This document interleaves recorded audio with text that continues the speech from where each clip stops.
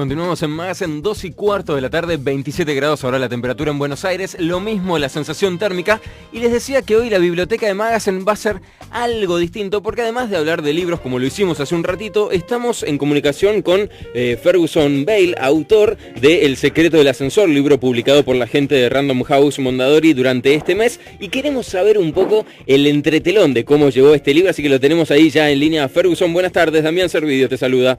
Hola Damián, ¿cómo estás? Bien, muchas gracias primero por este ratito que nos vas a dedicar aquí en el programa.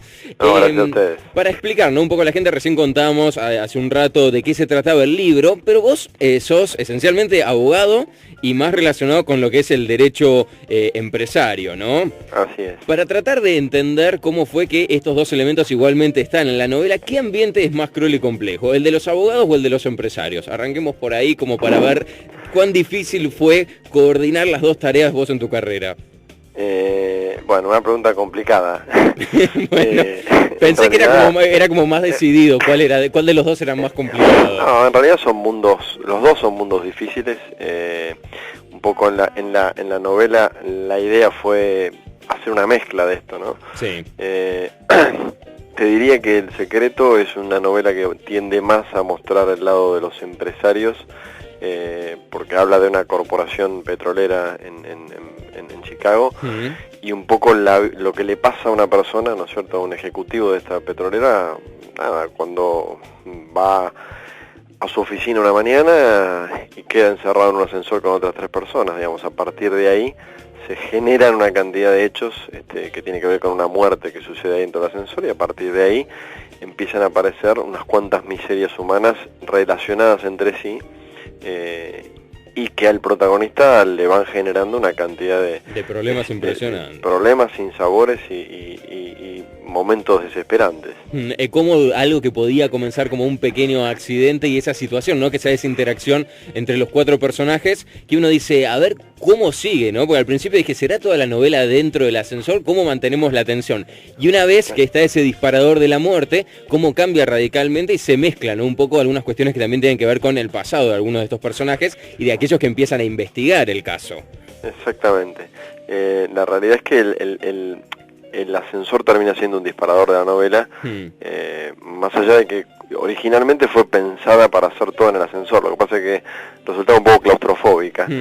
Entonces usamos el ascensor como un disparador de lo que a este hombre le podía pasar, y toda la trama que viene después relacionada, digamos, con temas familiares, con temas empresarios, ¿no es cierto?, con temas de dinero, un fideicomiso millonario que anda dando vueltas por ahí. Y bueno, la locura de una persona, ¿no es cierto? Un poco también muestra, yo lo que quise mostrar fue hasta dónde a veces llega la locura de la gente y cómo puede, digamos, pergeniarse una cantidad de cosas para dañar a otro. ¿Cómo fue un poco el origen, ¿no? Vos más relacionado con el derecho, el día que dijiste, bueno, a ver, tengo una idea en mi cabeza para una novela. ¿Cómo fue el primer día que dijiste, a ver, vamos a tratar de empezar a plasmar esto en papel?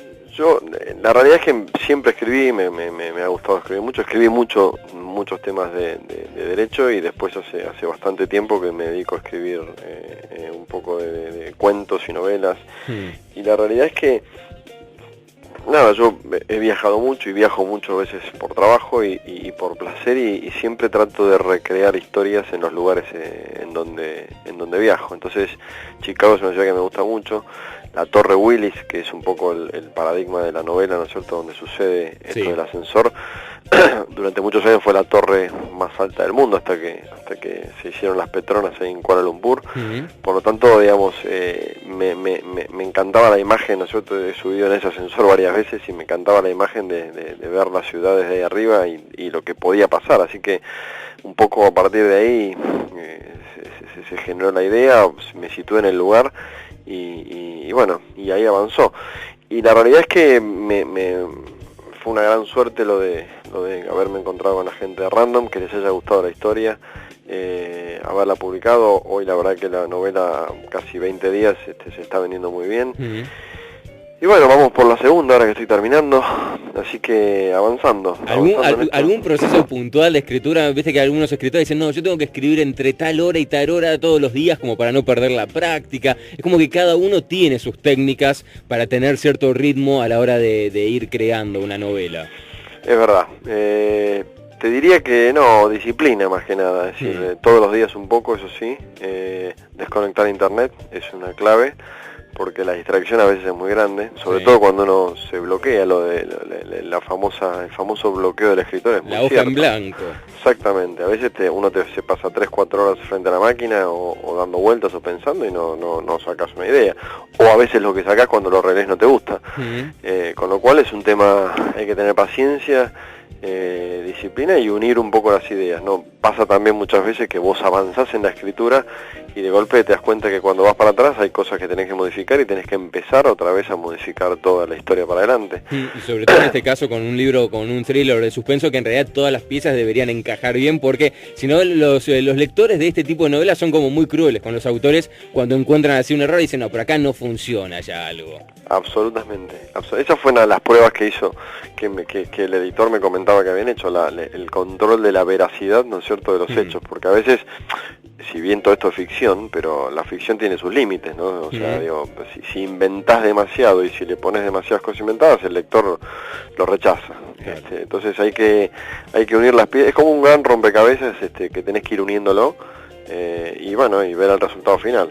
¿Y el porqué de la decisión de situar la historia puntualmente en Chicago y no acá? ¿Es por una cuestión más de libertad creativa, de decisión azarosa? ¿A qué se debe?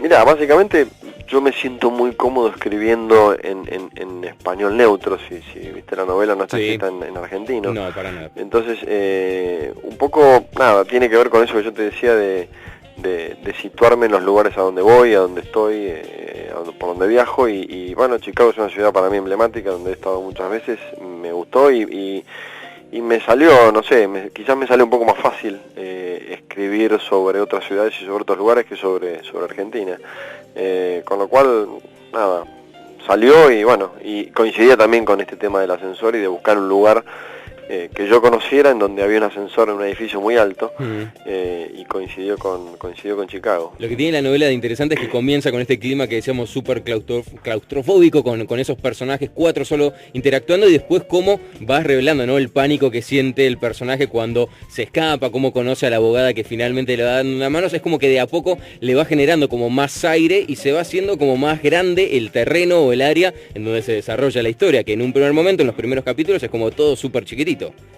Sí, yo te debo confesar que en algún momento cuando iba escribiendo me sentía mal por el protagonista porque, o sea, era como que más cosas no le podían pasar. Como le pasa de todo.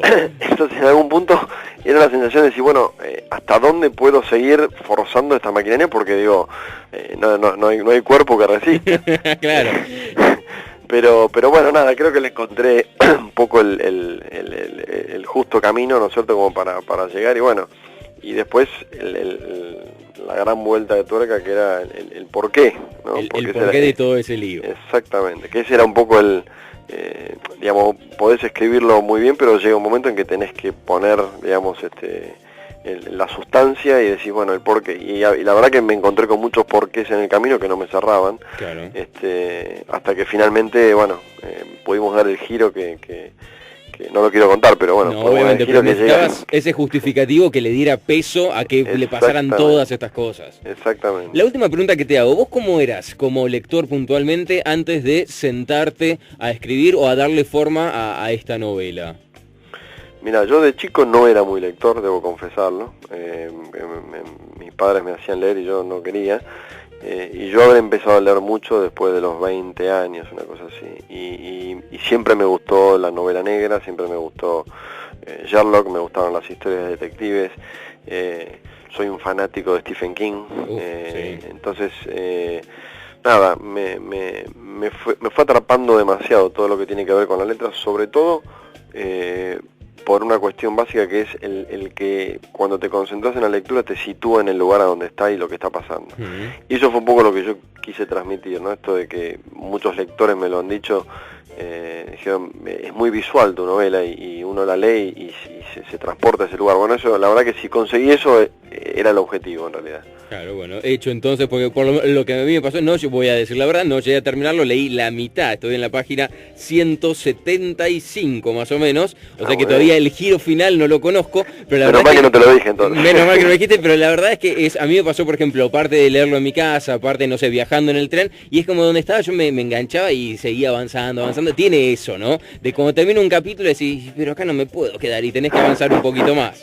Bueno, ese era un poco, te voy a confesar, yo leí hace muchos años un libro de John Katzenbach, que se llama El psicoanalista. Ese libro me generó lo que yo quise generar en el lector. Yo me compré ese libro, me acuerdo, en un verano, y lo leí en 3 días, o sea, no podía parar de leerlo. Era una cosa que me atrapaba. Y yo dije, si yo algún día consigo que el lector pueda sentirse de esta manera, creo que conseguí el objetivo. Y un poco es eso lo que me gusta, digamos, ¿no es cierto? Que la gente que lo lee se sienta atrapado y trate de buscar. El libro lo que tiene es que siempre te da como pensar, ¿y cómo sigue, no? ¿Y qué pasa ahora? ¿Y qué le pasó a este? ¿Y dónde viene? Y te hace pensar. Y me parece que eso está bueno. El psicoanalista tenía como una primera parte mucho mejor que una segunda. Sí, es verdad. Era como que venía de una manera y de repente se nos va el libro para otro lado, pero generaba esto también, ¿no? De una lectura más adictiva, de querer saber cómo termina y en un par de días terminar directamente de leer toda la novela. Y el lector a veces de este tipo de novelas lo que tiene es que, me lo han dicho, piensa mucho, ¿no? ¿Y por qué será esto? A ver, y entonces empieza a sacar deducciones y cuando llegan al capítulo 15 dice, no, el asesino es este. Y entonces, digo, un poco también el tema de salir de lo previsible para que, digamos, cuando llegas decías, mira vos quién era, o mira vos por qué, ¿no es cierto? Qué, claro. Así que bueno, ese fue un poco el objetivo. Bueno, Ferguson, un placer haber hablado con vos. 20 días, como decías, desde que se lanzó el libro, que está funcionando muy bien, y estaremos charlando cuando salga el próximo, entonces. Así es, esperemos. Esperemos que sí, así que muchas gracias, mucha suerte y buen fin de semana, que ya estamos ahí a un pasito del sábado. Muchas gracias a ustedes y gracias por escuchar. Un placer. Hasta luego. 2 de la tarde, 27 minutos. Ha subido, te diría, bastante la temperatura. Estamos casi en 28 grados y medio. El que pasaba aquí por la tarde de Magazine era Ferguson Bale, autor de El secreto del ascensor, nuevo libro publicado por la gente de Random House Mondadori. Sensitive Radio 94.9.